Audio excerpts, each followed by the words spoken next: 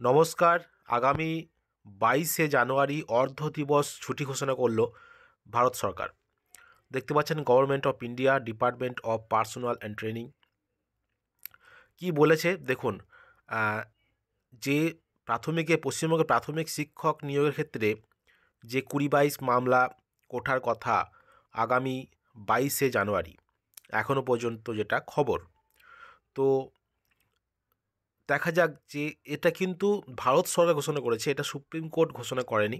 কারণ সুপ্রিম কোর্টের ছুটিটা সুপ্রিম কোর্ট বা কোর্টের ছুটিটা সুপ্রিম কোর্ট নিজেরা ঠিক করে, নিজেরা দেয়।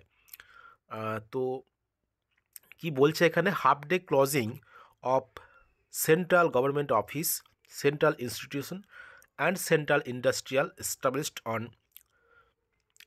এস্টাবলিশমেন্ট অন 22nd জানুয়ারি 2024। যেটা বলেছে যে আগামী 22শে জানুয়ারি 2024 তারিখে বেলা 2:30 পর্যন্ত বন্ধ থাকবে।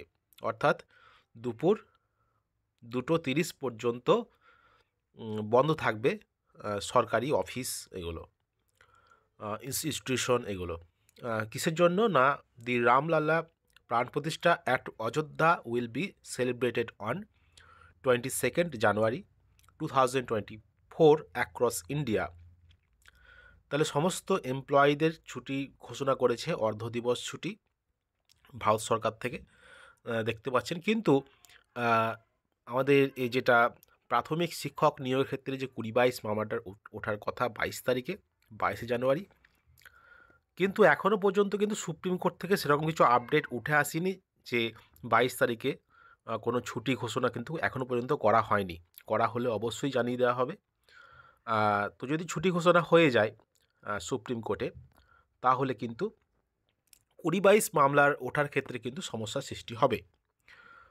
দেখা যাক, দেখব যে যে জন্য আটকে আছে পশ্চিমবঙ্গের শিক্ষক নিয়োগ যে প্রক্রিয়াটা, 2022-এর যে প্রসেসটা, সেটা তো দেখা যাক সুপ্রিম কোর্ট থেকে কিছু আপডেট উঠে আসে কি না। এটা ভারত সরকার থেকে দেয়া হয়েছে তাদের এমপ্লয়ীদের, দুপুর 2:30 পর্যন্ত ছুটি থাকবে সমস্ত অফিস।